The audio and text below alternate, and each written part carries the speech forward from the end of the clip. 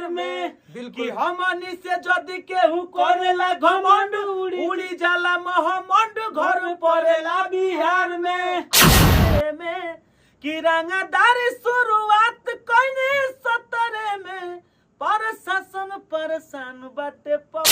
तो सबसे पहले तूफान राज जी स्वागत है। और आज आपने प्रेस कॉन्फ्रेंस रखा है, प्रेस कॉन्फ्रेंस रखने का मुख्य वजह क्या है? सबसे पहले जो भी दर्शक हमने के प्रेस कॉन्फ्रेंस के माध्यम से देखी और भाई सपोर्ट जो भी करेला हमने के जी वो भाई खातिर ये सब गोड़ लगत नहीं तमाम लोग साथ में बानी। हमने के आज प्रेस कॉन्फ्रेंस रखे के जरिए मुख्य कारण बा कि आज हमने के वो गाना आइल बाटे घर पड़ेला बिहार में। ये गाना तो रिलीज हुए 3 दिन हो गया, गाना काफी अच्छा बज भी रहा है। जी जी, तो गाना 3 दिन रिलीज होखला हो गई आ गाना बजत बा तो कहल जाला कि माने बजता वो चीज के थोड़ा हमनी के और प्रमोट करत है अच्छा से कि लोग के बीच में हमनी के आज ये कॉन्फ्रेंस के जरिए सबके पासे पहुंचे, अच्छा लगी और अच्छा मार्केट में बजी। जी, उस गाने को लेकर के बहुत ज्यादा चर्चा बना है। बहुत सारे लोग आपके फैंस है जो पूछ रहे थे कि रंगदारी लाइए रंगदारी लाइए, आपने रंगदारी मैटर ला दिया है, क्या कहिएगा? देखिए, सबसे पहले बता दिया चाहता नहीं कि बहुत लोग के इंतजार रहे कि तूफान भैया रंगदारी गाना गाओ जतियता से हट रंगदारी गाना में अपन नाम कमा। तो हमने के भाई से बता दिया चाहता है कि जितना अपन पावर बा तो हम लोग अब लगा दो कहे से कि तूफान राज ओनली वन अब रंगदारी चीज से एकदम प्रमोट हो गई और रंगदारी चीज हमने के मार्केट में एकदम जबरदस्त बाजी और रंगदारी चीज हर समय अब आई। जतियता गाना से बहुत दूर हमने के होता नहीं जा, बहुत दूर के ही मतलब नहीं है, जतियता गाना आई बाकी बट बहुत कम आई। जी, हम चाहेंगे कि घर पड़ेला बिहार में जो है गाना वायरल हो रहा है तूफान राज ऑफिशियल से, इस गाने को थोड़ा सा गुनगुना दीजिए। जरूर गुनगुना दे।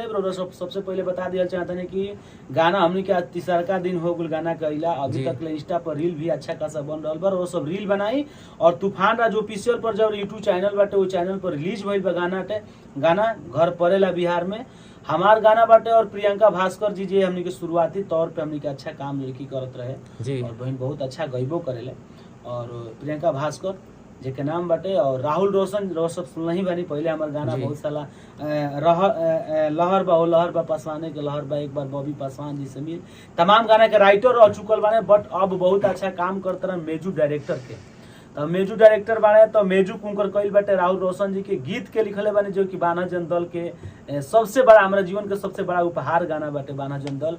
गाना के लिखले बानी सोनू संगम भैया, वही गाना के लिखला के बाद बिहार वाला गाना भी सोनू संगम भैया लिखले। अच्छा तूफान राज जी, इतना अच्छे गाने आप क्या सोच के बनाए हैं कि दर्शकों को काफी आशीर्वाद प्यार मिल रहा है? गाने को पहले गुनगुना दीजिए। जरूर देखिए, सबसे पहले सबका बात मैं मानूंगा, सबका बात का मतलब जवाब देंगे। सबसे पहले हम ये गाना गा दिया बिल्कुल और भैया के पहचान बता दिया चाहता नहीं कि छोटू यादव करा पर लिखल बा, कंपोजिशन में छोटू यादव काफी बेहतरीन सिंगर भी है भैया, म्यूजिक डायरेक्टर भी है और हमने के एम महादेव के ऑनर भी बानी यहाँ के और मेजू डायरेक्टर भी बानी और कंपोजिशन हमनी के गाना हर गाना के कंपोजिशन हमनी के बैठ के दोनों आदमी करे नहीं जाए, दोनों आदमी मतलब कैला के बाद गाना तना ब्लास्ट। और आपके बगल में सर एक और बैठे, इनका भी इंट्रोडक्शन दे दीजिए। गार्जियन विद्यासागर जी बानी और हमारा के बहुत प्यार दुलार यहाँ के देनी बहुत आजीवन। मैंने जब से हमनी गायकी लाइन में नहीं जा तो 3-4 साल हमनी के भेंट मुलाकात होखला हो गई।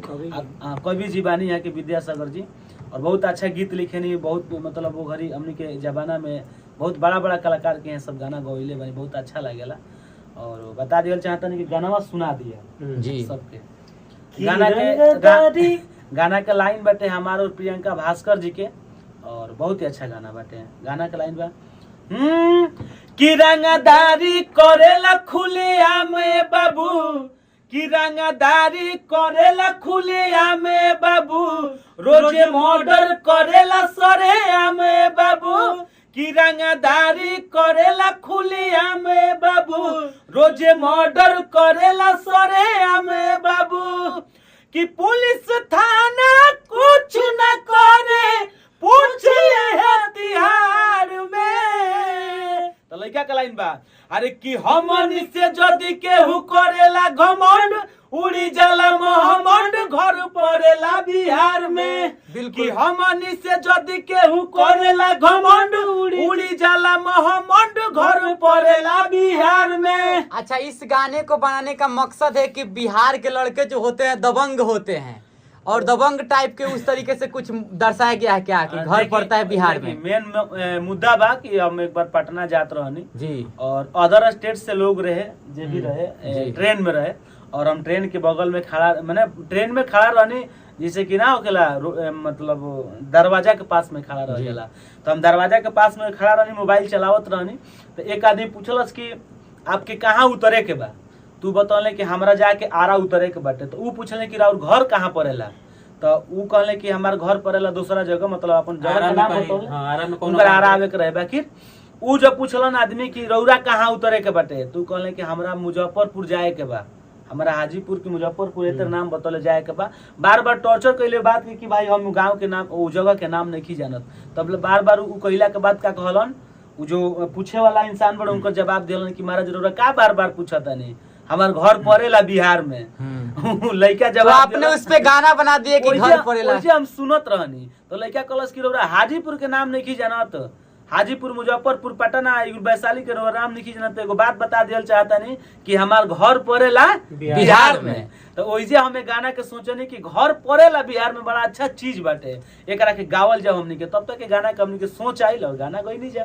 वाह। एक और आपका गाना आया था 2017 में, आप 17 को लेकर के गाना गाया था कि रंगदारी शुरुआत करनी 17 में, वो भी गाना आपका रंगदारी मैटर काफी बजा था, थोड़ा सा उसको भी गुनगुनाइएगा। जरूर जरूर, हमनी के संगम स्टूडियो से गाना भई रहे, बहुत अच्छा। हमनी के गार्जियन हमारे गुरुजी जे के आजीवन हमारा दिल में बसे नहीं, आजीवन रहबो करब, जेपी भैया जी, और म्यूजिक जेपी भैया कहले रहनी, संगम स्टूडियो से रिकॉर्डिंग भरे गाना के लाइन रहे हमारा और शिवानी सिंह के साथ में रहे कि सृष्टि के साथ में, उतना ख्याल नहीं खे पड़ा था हमरा, लेकिन हमरा पंच याद बा जी, गाना के पंच रहे कि रंगदारी शुरुआत कइनी 17 में, प्रशासन परेशान बाटे पकड़े में, कि रंगदारी शुरुआत कइनी 17 में, प्रशासन परेशान बाटे पकड़े में।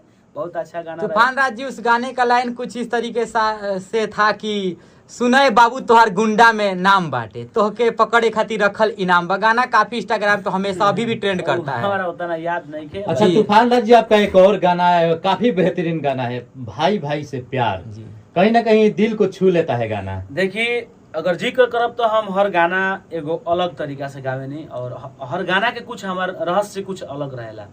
हमने के भाई भाई के प्रेम आजकल बहुत लोग के बीच में मतलब खत्म होके इस पर काफी रील्स बन रहा है, रील्स बना ताटे। वही गाना के देखते हुए, वही समाज के देखते हुए गाना गईनी हम, जो कि गाना के हम और राहुल रोशन जी गईले रंजा, गाना हो जाना चाहिए। रोनी म्यूजिक वर्ल्ड पे गाना बाटे तरीके हम।